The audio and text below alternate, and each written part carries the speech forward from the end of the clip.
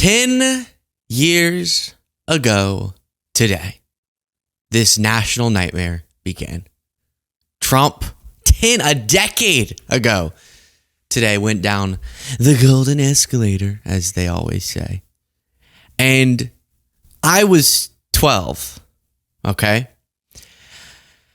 And if you think about, we have lots of stories, some crazy statement from Trump on Iran and so many different things, but let's just start with this context. I think it's important.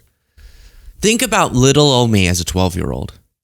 Bright-eyed, bushy-tailed, bushy-eyed, bright-tailed, however you say it. My whole life was ahead of me. And my biggest concern was, is mommy going to make chocolate chip cookies today? And in came Trump. Who, for all of us, fundamentally changed the course of history for the worse. And obviously, he is not the problem. He is a symptom of the problem, but he definitely worsens the problem. And nothing's ever been the same. I learned that I could both love a family member and think they are utterly insane. Something I didn't know was possible. I could have a deep and profound disrespect for someone while respecting them as a person. I could learn that the sweetest love, life, laugh, God, Jesus, people could also support utter catastrophe. And here we are, 10 years later. Lots of news. Welcome everybody to the morning show. Today, it's not actually live. We're premiering it. It had to be pre-recorded. We're traveling. And so I do appreciate you joining us nevertheless. And that does mean I won't be reading chats or memberships. But if you do want to click the join button below, I will see it still and I'll appreciate it. And maybe I'll be in the chat when this is premiering, interacting with y'all. Thank you all. The Associated Press reports the death toll grew Sunday as Israel and Iran exchanged missile attacks for a third straight day, with Israel warning that worse is to come. We have Trump's most recent statement on this. He's been kind of all over the place, but more context. Israel targeted Iran's defense ministry headquarters in Tehran, and sites it alleged were associated with Iran's nuclear program, while Iranian missiles evaded Israeli air defenses and slammed into buildings deep inside Israel. In Israel, at least 10 people were killed, and that brings the country's total death toll to 14. In Iran, the health ministry reported 224 people have been killed since Israel's attack began Friday. The agency said another 1,277 people were hospitalized and said over 90% of the casualties were civilians. And that brings us to Trump's statement. As always, what does he say? Don't worry, we're going to get peace. Even if he's considering and acknowledging that he's considering actions that would bring us, so very far from peace. The president who promised us no new wars, who said that it was Kamala Harris or crooked Joe Biden who were going to lead us into World War III, that they were warmongers and they wanted to see more war and further escalations in the Middle East. Now he's president. This is what we're seeing. It's not all because of him, obviously. It's mostly not because of him. But using the MAGA logic, everything in the world is the U.S. president's doing. Iran and Israel should make a deal, and will make a deal just like I got India and Pakistan to make in that case, by using trade with the United States to bring region cohesion and sanity into the talks, with two excellent leaders who were able to quickly make a decision and stop. That was all one sentence. Also, during my first term, Serbia and Kosovo were going at it hot and heavy. That is not how I would describe it, but okay. As they have for many decades, and this long-time conflict was ready to break out into war. I stopped it. Biden has hurt the longer-term prospects with some very stupid decisions, but I will fix it again. Another case is Egypt and Ethiopia and their fight over a massive dam that is having an effect on the magnificent Nile River. There is peace, at least for now, because of my intervention, and it will stay that way likewise. We will have peace soon between Israel and Iran. And then this is the part that just tells you everything about Trump. So there was a lot of his, I am the great peacemaker. One of the examples he cited, we don't have to go very far back in history because it was very recent. India and Pakistan, you might remember Trump said, I resolved it. And then they came out and said, what? You weren't even a part of this, dude. So that's kind of a lot of misnomers. But then it gets to Trump's character here. Right now, things are heating up between Israel and Iran like we haven't seen in a very long time. I don't do the World War III fear-mongering thing because some people, that's their only hammer and they're constantly hitting every nail that we're always about to be in World War III. And they just blame it on whoever they don't like. You remember Tulsi Gabbard's, we're about to be in nuclear holocaust. But if you were making that argument, this is, in Trump's considerations of the U.S. striking Iran, is World War III variables. So he says, amid all of that, worsening tensions, he starts moaning, and apologies for the term, bitching about not getting enough credit. Many calls and meetings now taking place. I do a lot and never get credit for anything, but that's okay. The people understand. Make the Middle East great again. Absurd. We're talking about the most serious, grave, tragic of circumstances, and he's doing the same. Why does no one give me credit? What are we supposed to give you credit for? Mass death in Gaza still. Now, Israel and Iran are at war. Ukraine, no peace deal like he promised. The things he does take credit for and that are examples of peace, he wasn't a part of. So what is it that foreign policy-wise we're supposed to give him credit for? Now, this is something I've referenced that's really scary. Trump tells ABC News he's mulling an attack on Iran, says we could get involved. Now, I know you don't need me to say this, but this isn't about Iran cheerleading. My goodness, that regime is terrible. This is about not wanting the United States to get into a direct war with Iran. Israel spent the past week launching airstrikes on Iranian nuclear sites, and then they've been responding. Death has been caused, just going through the context in this article. Trump said, we're not involved in it. Yes, we are. It's possible we could get involved, but we're not at this moment involved. Then he said about the negotiations falling apart, he says, no, there's no deadline, but they're talking. They'd like to make a deal. They continue to talk. Now, I would be hopeful that, maybe we get out of this because we all don't want the Iranian regime to have nuclear weapons. Yes, agreed. But maybe we get out of this through a peace negotiation, a nuclear deal, like the one that Trump ripped up, that Obama had secured. But okay, maybe he rights his wrongs and gets that. So when he says they'd like to make a deal, if that were a normal president, you'd go, oh, good, okay, he must know something. But this is the same guy who repeats over and over that Putin wants to make a peace deal too. And we've seen the legitimacy of that claim. Trump's comments about direct U.S. military strikes in Iran come a day after Israeli Prime Minister Benjamin Netanyahu reportedly asked him to consider a strike on Iran's Fordo nuclear facility. Sources cited by the Times of Israel said Saturday that Trump told Netanyahu the option was on the table if he felt circumstances warranted it. And apparently Scotty J is calling for that. So I don't have to use hyperbole or anything to say that what's interesting is you could use the exact sort of adjectives and verbs and nouns that MAGA used wrongly every time Biden did anything, the World War III fear-mongering. This is actually how we get there. And it's scary. And Trump's clashing with Tucker Carlson over this now. You might remember that Tucker Carlson called Trump complicit with warmongering. Again, Tucker Carlson's not someone that I take much value of his word on, but it is interesting to see this infighting. President Donald Trump hit back at MAGA media star Tucker Carlson on the suggestion that Trump is abandoning America First principles by supporting Israel's military strikes on Iran. And Trump's response was, well, he's the one who developed the phrase America First, and therefore he decides what it means. Okay. So we'll see how MAGA responds to that. One other little detail, and then we'll go on to other less intense things. Here's Fox News. Good afternoon.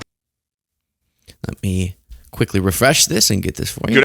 Good afternoon, Brett. And we can now answer a question that you put to Benjamin Netanyahu that he punted on. A U.S. official is telling us just in the last few minutes since your interview concluded that President Trump did, in fact, in the last couple of days, nix a plan that the Israelis were putting together to assassinate the supreme leader of Iran. So we can put a bow on that as President Trump prepares to come and join us here in Canada. And he is telegraphing the way that he will frame this fight between Israel and Iran once he meets with the other G7 leaders.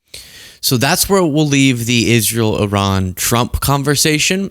On to something more fun. There was a news helicopter pilot covering the protests in Los Angeles and didn't seem to realize that his mic was still on. And so he's just chit-chatting with someone else talking to him over the comms, and he starts talking about his love life. So you can't hear the question that was asked to him, but it must have been something like, what's going on in your love life? You got a woman, and you getting some ass, and he just starts going on about, well, I'm legally married, but that's not really working out. So I'm maybe looking, but not really. I kind of want to be a lone wolf, not realizing this is all being taken on the air and being recorded?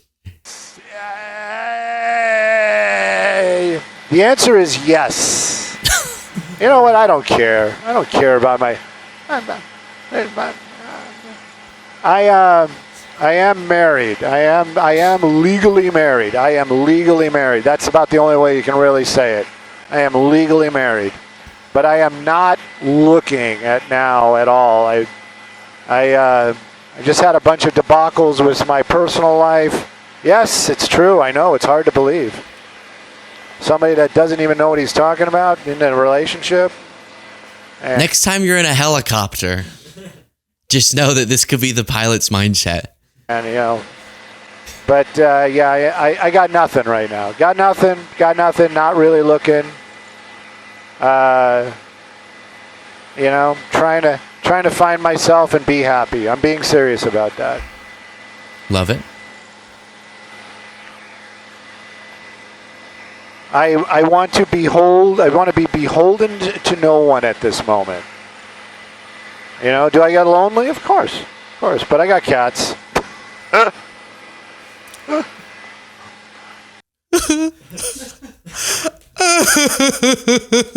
good. It's fine. It's just she took everything. Cats don't take your money. Do I get lonely? Sure. Do I miss the touch of somebody else's skin on mine? Yeah, I do.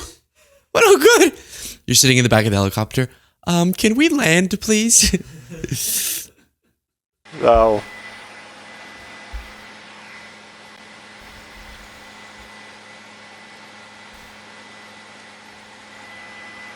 I think all that information's on the internet. Look at all those red cars down there.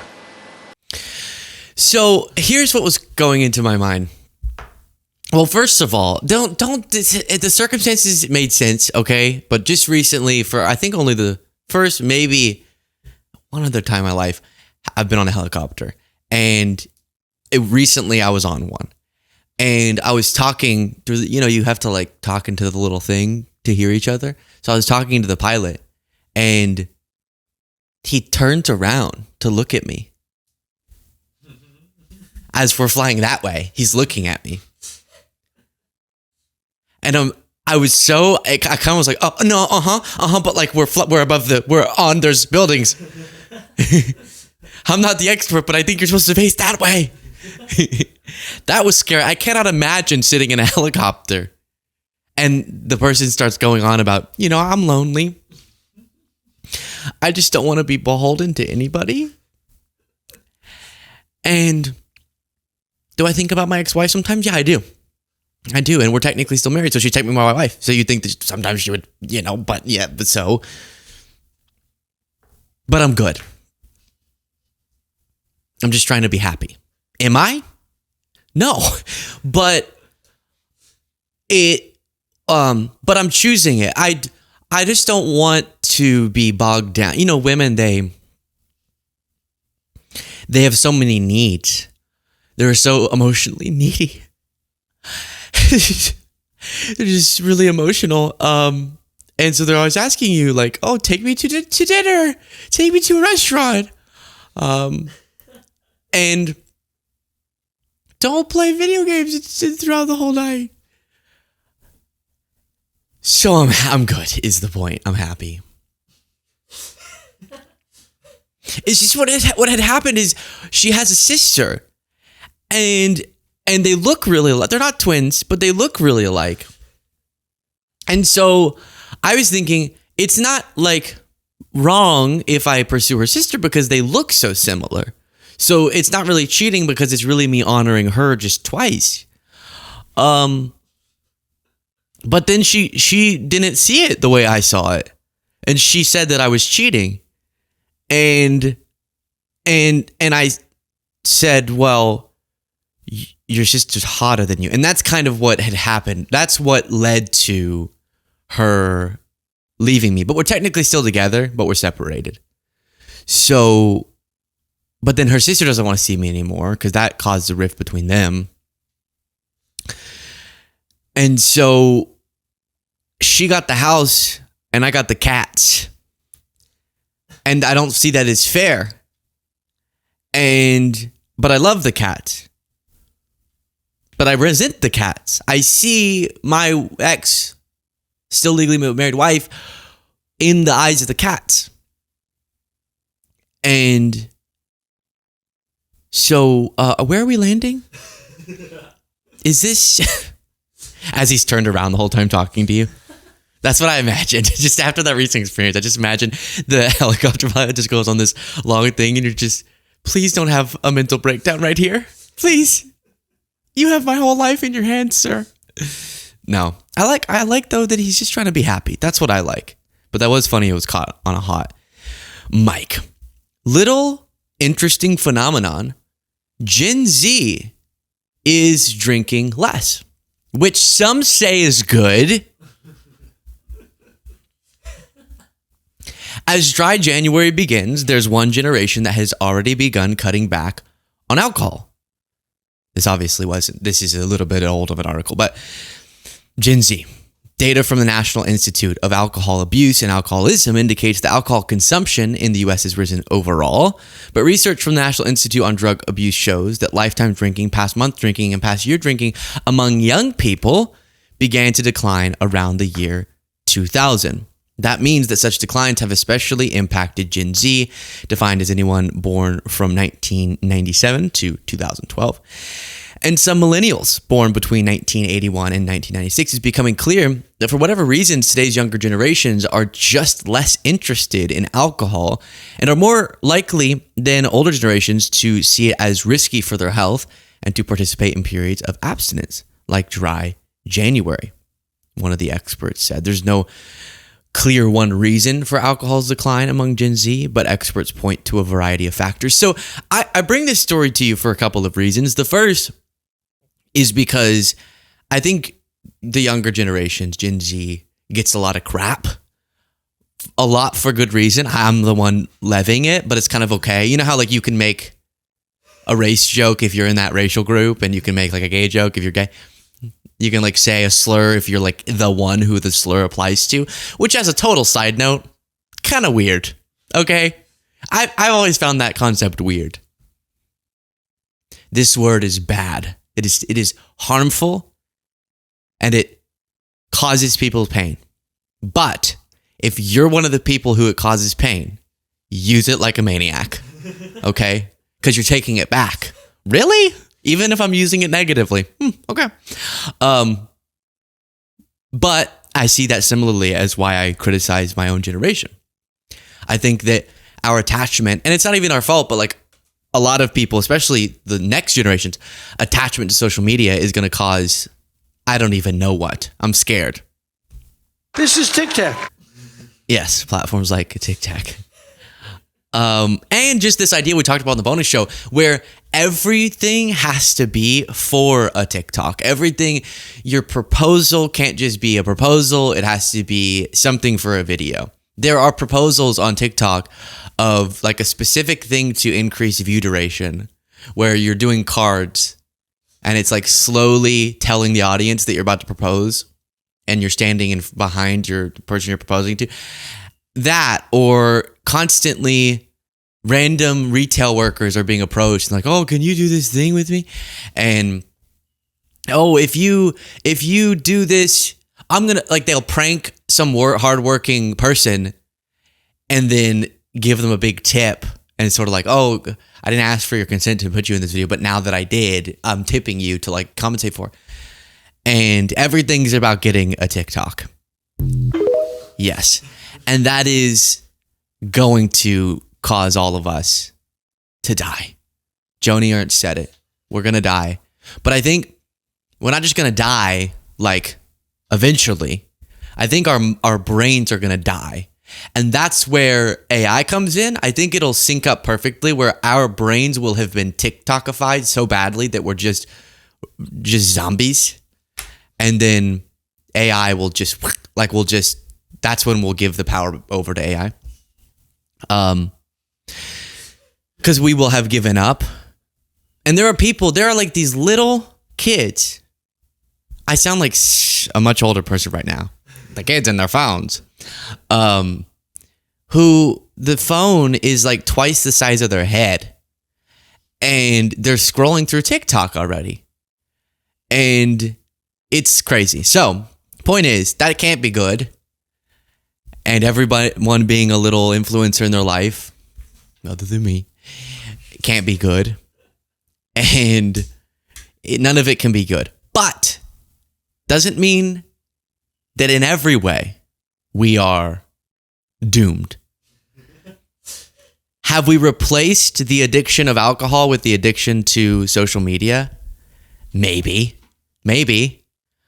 But at least we're not drinking as much alcohol. And I mean, we as a generation, here's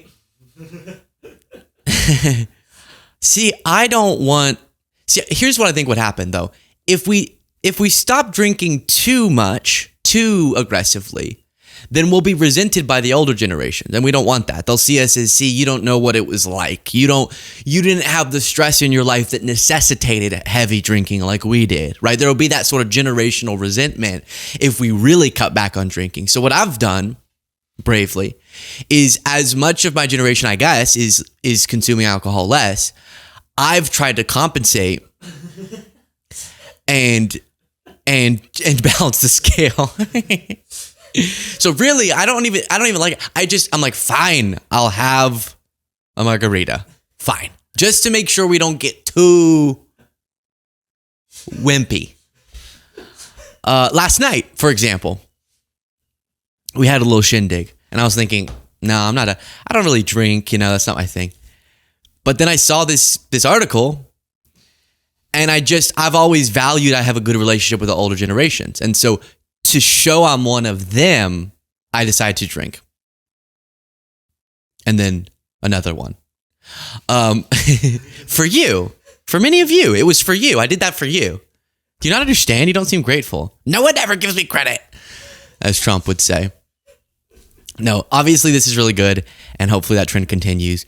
There's, other than like, I don't know what, other than sometimes fun experiences, there's just so many negatives, health-wise, life decision-wise, car wreck-wise, regrets-wise, of alcohol. And the more consumption, the more likely people are to then actually succumb to alcoholism. And so it's good. It's good. There's so many negatives. That's good. It could be too because of people, maybe the expansion of legalized weed has an impact on that. I do think they're just being, I guess this doesn't make sense, other outlets of dopamine. But who knows? Apparently Will Smith released a new song.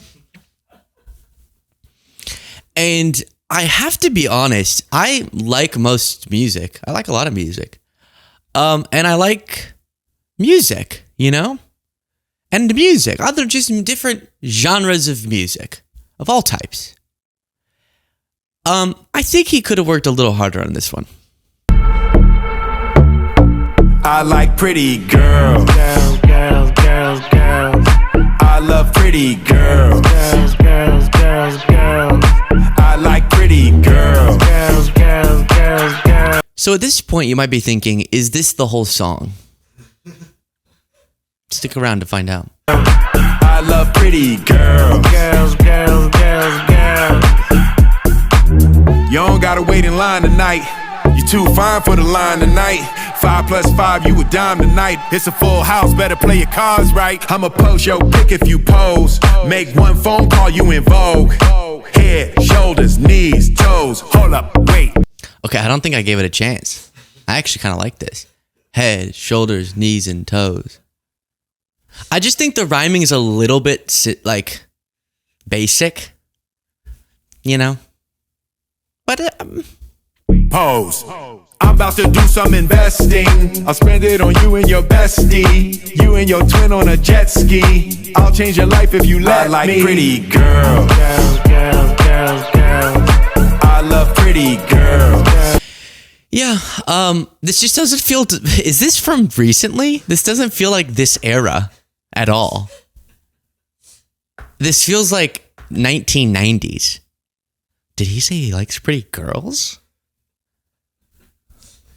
What about like hot girls? Like sexy girls? I like pretty girls. Oh, that's actually kind of catchy though. Moving on from that, there is I've told you before, I keep up with these right-wing accounts because we got to talk about things they say, but then they post a lot of videos of liberals.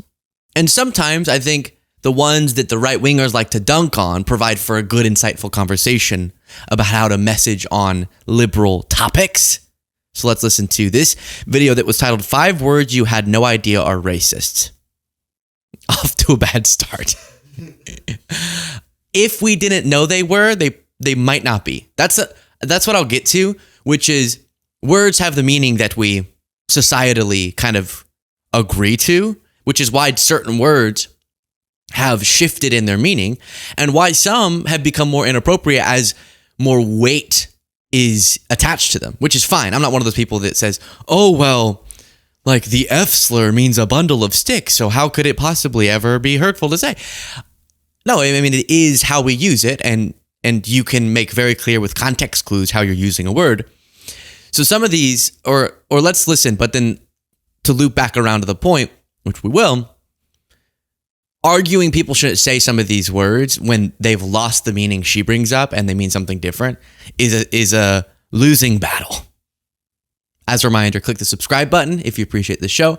We are not actually live, but this is premiering. It was pre-recorded. That's why I'm not reading your comments. Normally I do. We do a morning broadcast. Didn't want to miss it even when we're traveling. That's why we did this. Monday through Friday, 10:30 a.m. Eastern time.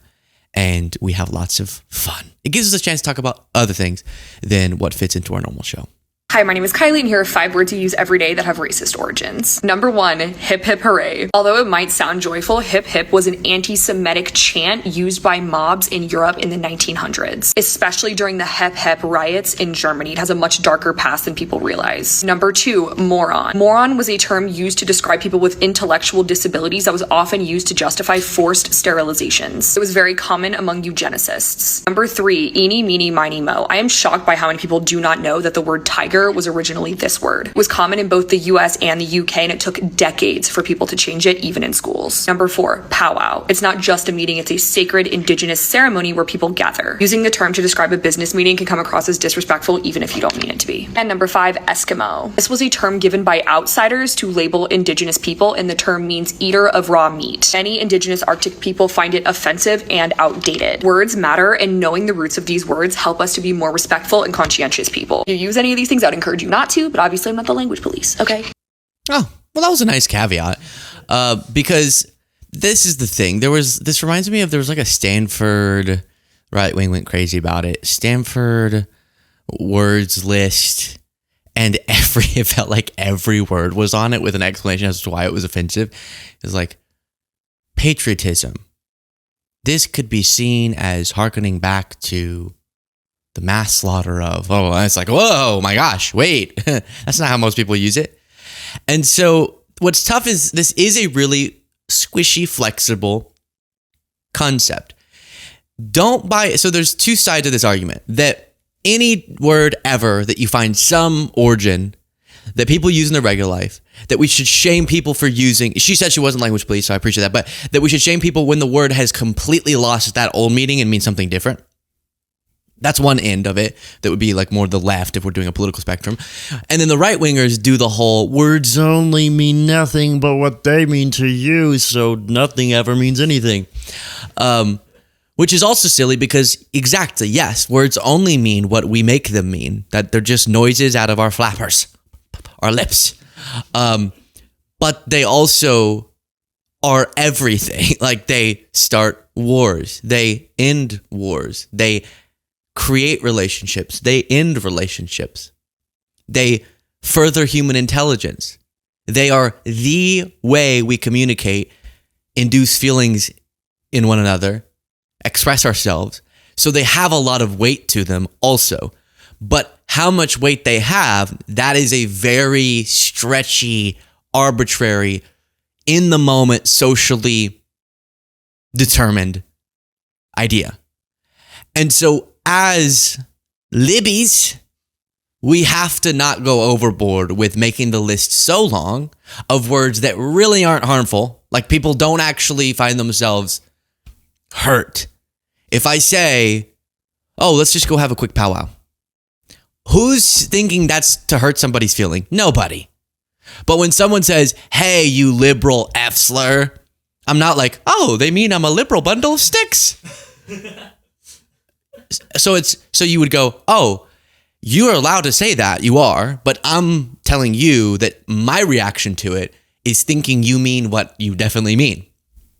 So what happens is we lose these arguments and we become the word police when we track down every, like what was, like, hip hip hooray. Come on.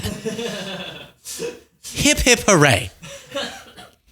And it sounds like, and I believe I'm taking her at, face value with any of these citations. I didn't know any of them except for I did know the moron one, but Some people realize. But it can come from some place, just like how a word can start. I'll just keep using this one, like the bundle of sticks word, harmless, and then for some reason, I don't even know how this happened, but become harmful just based off how people are using it. Again, the context clues. If all of a sudden everyone started using F-slur just in a really, if it's kind of slowly shifted back to only in right reference to a bundle of sticks, then hip hip hooray. That would be good. Then it would no longer mean anything. And so there are battles where words, people were genuinely, and large numbers of people, there's not a perfect, this percentage of the population has to say it's not that. It's very organic and natural how we shift the meaning of language. But there are a lot of steps we've taken that have gotten better. There are a lot of words people would casually use to denigrate. A huge thing people do is to make fun of a person over here. They use a descriptor for a group over here, like the R word for like you're dumb, using it as like you're dumb. So then people over here who that word technically applies to in its original origin, they feel like you're saying, oh, you're worse, someone who's not in that category, because I'm calling you someone else's category group. You could understand how that could kind of eventually wear down. The example that sticks within the same category I've been referencing a lot, the you're gay, that's gay, you're gay, gay. Moody's. It's not like, oh no. It's just, it's interesting that you mean lame. And then for people that applies to, it can kind of be like, oh, don't love that, but it's fine. Don't love it though. And so we've made steps, and people have stopped doing that on a lot of words that were way more common are less common now. And most people agree that was probably for the best. And then there are some that have and that's why this debate is so arbitrary, because you don't know where this line is drawn. But some that you just kind of viscerally say, I've never heard someone say hip hip hooray in modern in this country in modern times and meaning it as like a dog whistle to whatever it was that she referenced. Now, moron, it's interesting. If you look through let's see what she said, history, the sinister history of the word moron, and let's listen to this part because this one I have heard before. Number 2, moron. Moron was a term used to describe people with intellectual disabilities that was often used to justify forced sterilizations. Yeah, so that one it's a little bit more, you can understand, but I went through and looked at a lot of the words, moron, idiot, and a lot of those, and a lot of them come from the same list of words that described like intellectual disabilities, folks. And so where do you draw that line? I don't know, but I would just say on some of these, don't fight that fight because you come off a little bit silly, a little bit loco. And people see it as sort of, that's what you're fighting for? Is this liberalism? Is this the battle that you're waging? And that's not the battle that we're waging. Honestly, in a general sense, I just think we as a movement need to get less focused on that type of stuff and more focused on the stuff that impacts very consequentially the most amount of people. Because on those issues, like the economic policy, it doesn't mean the cultural stuff and the more intellectual, cerebral, theoretical stuff doesn't matter. But just in this moment, there's such an urge for a movement that speaks to the collective economic resentment that people have, the collective acknowledgement that we live in a broken economic system that serves the top way too much and doesn't provide for the proper services to everyone else. And so many people, right, left, and center, agree on some of the basic tenets like healthcare reform that Democrats would be the ones to lay out. So when you have such popular things and you're gonna be the far more decent movement, when groups that are, whenever groups are being targeted based on their identity, you're gonna stand up for them. But instead of leading with much more pie in the sky, out of touch feeling issues, let's just all unite, regardless of if we say moron or not, around the 10 issues, 20 issues that really the pulse of the country is aligned on. The idea of more properly taxing the oligarchy, reining in their power to more fully fund and allow to flourish our education, our infrastructure, making sure everyone has some level of health coverage, giving people stronger workplace bargaining ability, better workplace conditions, higher wages. Some of these items, they're so abundantly popular and they don't rely on at all the stuff the right wing loves arguing about. They love when our argument is about, is she sure? Like, are they, well, how many pronouns are there? How many genders are like, oh, yay, let's have this debate again. Which that debate, let's have it out and about. Have fun. But at the center of our political debate, you have a right-wing movement that's just utterly collapsing. I don't even know what it stands for right now. Trump was supposed to be the president of peace. We talked about that not going so well. His economic policy, we looked at the specific numbers on it, just funnels resources from the bottom 90% to the top 10%, the opposite of what should be happening. He's failing even on his agenda that is terrible to legislate. And if he does succeed, it's going to be ripping away healthcare for millions of people.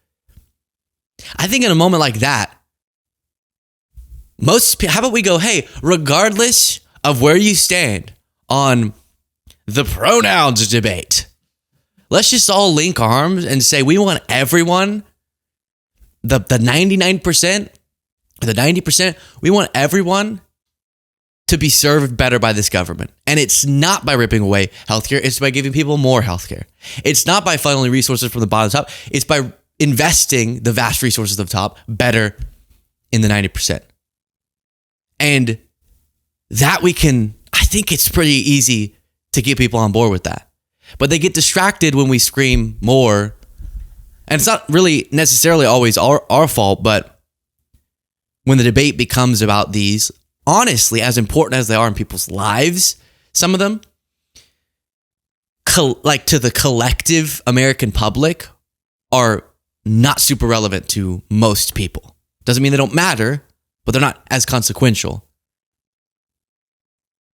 And so let's put a pin in some of the debates, get everyone healthcare, and then let's do it.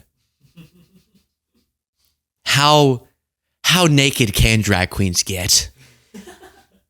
I'm ready for that. I want it. I want that debate. But let's make sure everyone has living wages first. Eh? Deal. That's where I'll leave it. A little short for today. But like I said, exciting things going on. Traveling. I can't tell you why, but something very exciting you'll know about eventually. I appreciate you. Talk to you next time.